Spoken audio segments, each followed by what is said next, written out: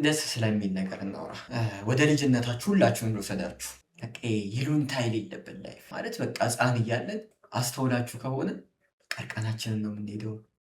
የሆነ ለፈለግነው ዓላማ እስከ መጨረሻው ድረስ እንታገላለን። እስከ መጨረሻው ድረስ ማለት ነው። ላመንበት ነገር በቃ መክፈል ያለብንን ዋጋ ሁሉ አንዳች ሳናስቀር እንከፍል ነበር። ግን እድገት የሚባለው ነገር ልክ ሲመጣ ነገሮች ሁሉ ወደ ሰው ምን ይለኛል አስተሳሰብ እየተቀየረ መጣ። የሆነ ነገር ስናረግ ሰዎች ያን ነገር በምን ተርጉመውት በምን ይረዳሉ የሚል አስተሳሰብ። ለምሳሌ ኮንተንት መቅረጽ ስንፈልግ እኛ ውስጥ ያለውን ሀሳብ ለሌሎች ሼር ማድረግ በምንፈልግበት ጊዜ በኮመንት ገብተው የሚናገሩን ነገር እኛን በጣም ያስጨንቀናል። ለቻናሌ አዲስ ከሆናችሁ ሰብስክራይብ ማድረግ፣ የደውል ምልክቷን መጫን፣ ይህን ቪዲዮ ስትጀምሩ ደግሞ ላይክ ማድረጋችሁን እንዳትረሱ። ቅድም የሆነ አቤል ብርሃኑ ለመጨረሻ ጊዜ የለቀቀውን ቪዲዮ ሳይ በዩቲዩብ ላይ 10 ዓመት ቆይቻለሁ አለ። ነገር ግን ቢሮ ውስጥ ከለጠፍኳቸው ነገሮች በጣም የሚያስደስቱኝ ብሎ ያሳያት አንድ ፍሬም አለች እና ድሮ በጀመረበት ሰዓት ይሰጡት የነበሩትን ኮመንቶች ፕሪንት አድርጎ በፍሬም አስቀምጦታል ማለት ነው። እና ፍሬሙ ላይ አስጠላህን፣ ድምፅ አይረባም፣ ኧረ ተወን እባክህ ብዙ ነገሮች አሉ። ከዛ እሱ ምን አለ? መጥፎ ኮመንትም ሆነ ጥሩ ኮመንት የዛ የኮሜንታተሩ ገጸ ባህሪ ወይም ደግሞ ባህሪ ነው እንጂ የእኛ ማንነት አይደለም።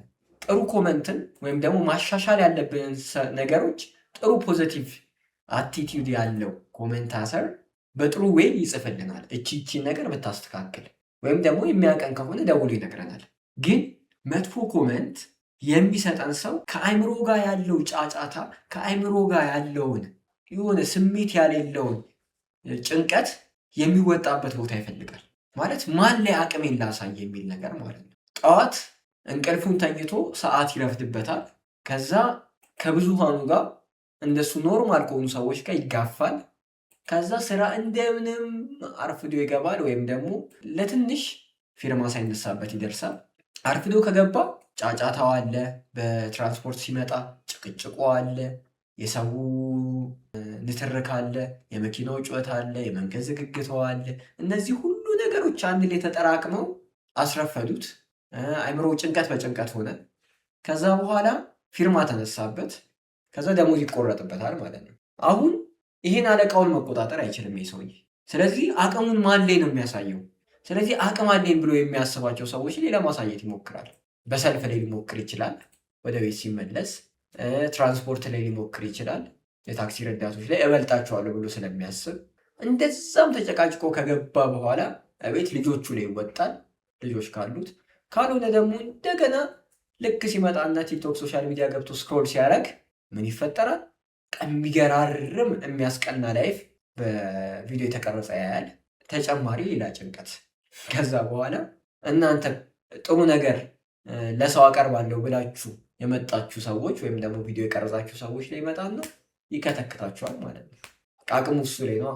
አያገኛችሁም ወይ በአካል አግኝታችሁ አትደበድቡትም። አቅም ኖሯችሁ ወይ ስም በማጥፋት ወንጀል ላከሱ ትችላላችሁ። ስለዚህ አቅም ያለው እዚህ ጋር ነው። በቃ ሕጸጽ እየፈለገ ይላችኋል ማለት ነው።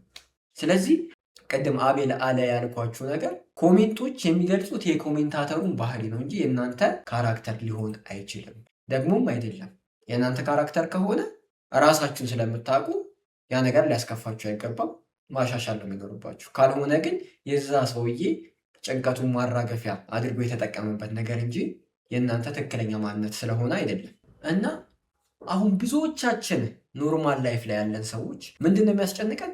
ምን እንደምንለብስ፣ የት እንደምንዝናና፣ ምን መማር እንዳለብን፣ ምን ስራ መያዝ እንዳለብን፣ ምን የተሻለ ገንዘብ ያስገኛል። እነዚህ በቃ ራስን ከማወዳደር ጋር የተያዙ ነገሮች ላይ ነው ፎከስ አድርገን የምንንቀሳቀሰው ብዙዎቻችን ማለት ነው። ስለዚህ ራሳችንን ማወዳደር ማቆም አለብን።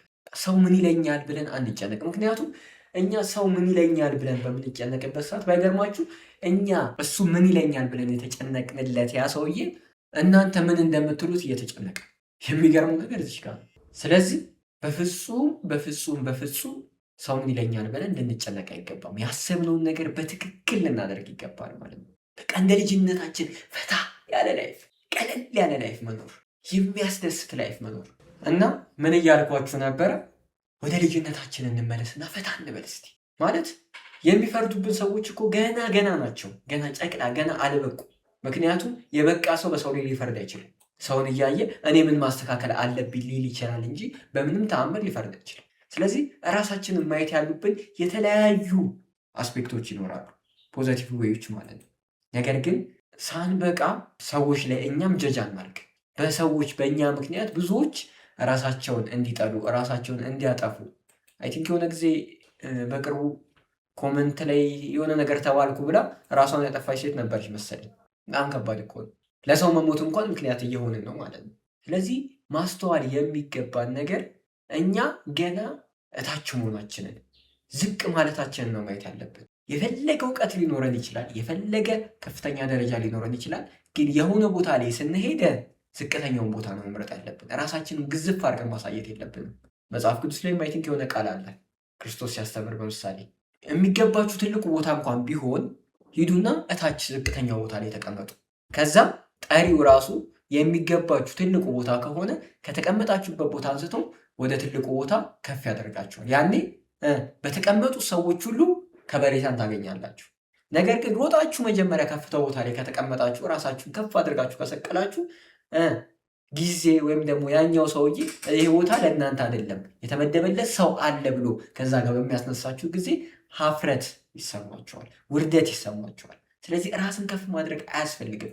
ራስን ከፍ ማድረግ አንድ ለራስም ውርደት ነው፣ ሁለት ደግሞ ሌሎች እኛን ሲያዩ እኛ በገነባ ነው የውሸት የከፍታ ማንነት በኋላ አስተናባሪ ወይም ደግሞ አስተናጋጁ መጥቶ ለሚያወርደን ማንነት ሰዎች ራሳቸውን እንዲጠሉና ራሳቸውን እንዲያጠፉ ምክንያት እየሆንን ነው ማለት ነው።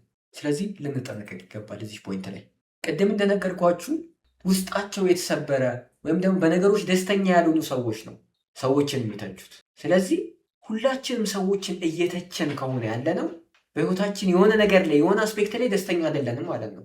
ስለዚህ መለስ ብለን የቱ ጋ ነው ደስተኛ ያልሆንኩት፣ የቱ ጋ ነው ራሴን ከሰዎች ጋር እያወዳደርኩ ያለሁት ይህ ብለን ማየትና መገንዘብ ይኖርብናል።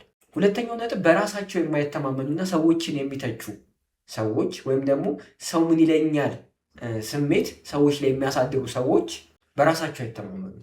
ስለዚህ ከፍታው ላይ የደረሰን ሰው ያወርዳሉ ወይም ደግሞ ትክክለኛውን መንገድ የያዘውን ሰው ያወርዳሉ። ስለዚህ አንተ ትክክለኛውን መንገድ ይዘህ ከሆነ ምንም ቢበልግ በሱ ስሜትና በሱ ንግግር ልትጎዳ አይገባም። ስለዚህ ማንም የሚሰጥ አስተያየት አንተን ሊገልጽ አይችልም። ነገር ግን ያ ማንም የተባለው ሰውዬ ሊሆን ይችላል፣ ጥሩም ሰውዬ ሊሆን ይችላል። በሚሰጥ አስተያየት ላይ አንተ የምትሰጠው ምላሽ ያንተን ማንነት ወይም ያንተን ባህሪ ይገልጻል። 3 ነጥቦችን ወይም ደግሞ 3 ምሳሌዎችን ልስጥ። በምትቆጣበት ጊዜ የምታሳየው ማንነት ያንተን ባህሪ ይገልጻል። ሁለተኛው የበላይ ከሆንክ ካንተ በታች ያሉትን ሰዎች የምትመራበትና ሊድ የምታደርግበት መንገድ ያንተን ትህትና ያሳያል። ሶስተኛው ተጋላጭ ለሚባሉ ወይም ደግሞ ዝቅ ላሉ ሰዎች በአንተ ቁጥጥር ስር አይደሉም፣ ግን ካንተ በታች ለሆኑ ሰዎች የምታሳየው ባህሪ ወይም ደግሞ እነሱ በሚሰጡ ፊድባክ አንተ የምትሰጠው ምላሽ ያንተ ማንነትና ባህሪ ያሳያል ማለት ነው። በገንዘብ አስፔክት ስናየው ብዙ ጊዜ እታች እያለ መስጠት ያለመደ ሰው ከፍ እያለም አይሰጥም ይባላል። ለምን? ገንዘብ የነበረን ማንነት ያጎላል ያወጣል እንጂ አዲስ ማንነትን ሊሰጥ አይችልም። ስለዚህ ሲኖረኝ እሰጣለሁ የምንል ሰዎች ግን አሁንም ማንሰጥ ሰዎች ሲኖረንም አንሰጥም። ለምን? ያ ገንዘብ አለመስጠት ባህሪያችንን ከፍ ያደርገዋል እንጂ የመስጠት ባህሪን ከየትም አምጥቶ ሊገዛልን ስለማይችል። ስለዚህ እንድታስተውሉልኝ የምፈልገው ሰዎች ሁል ጊዜም ቢሆን ማውራታቸውን በፍጹም ሊያቆሙ አይችሉም። ነገር ግን የሚሰጠው ምላሽ አንተ እነሱ ላወሩት ነገር የምትሰጠው ምላሽ ነው ያንተን ባህሪ፣ ያንተን ሁኔታ፣ ያንተን ቀን ሊቆጣጠር የሚችለው። ስለዚህ በምንም ተአምር የፈለጉትን ይበሉ፣ አንተ ግን ለነሱ የምትሰጠው ምላሽ ወይም ደግሞ ለራስህ የምትነግረው ምላሽ አንተን ይገዛሃል፣ አንተን ይቆጣጠርሃልና በፍጹም ምላሽ ላይ ትኩረትና ፎከስ ልታደርግ ይገባል። ሰው ምን ይለኛል የሚለውን መጨነቅ ማቆም ይገባናል። ይህን ሀሳብ ወይም ደግሞ ይህን ርዕስ ይዤ ለመምጣት የተገደድኩት ሕፃንነታችንን መርሳታችንን ከሚለው ቶፒክ ተነስቼ ነው። ስለዚህ ሁላችንም ቢሆን ሰው ምን ይለናልን እንተው።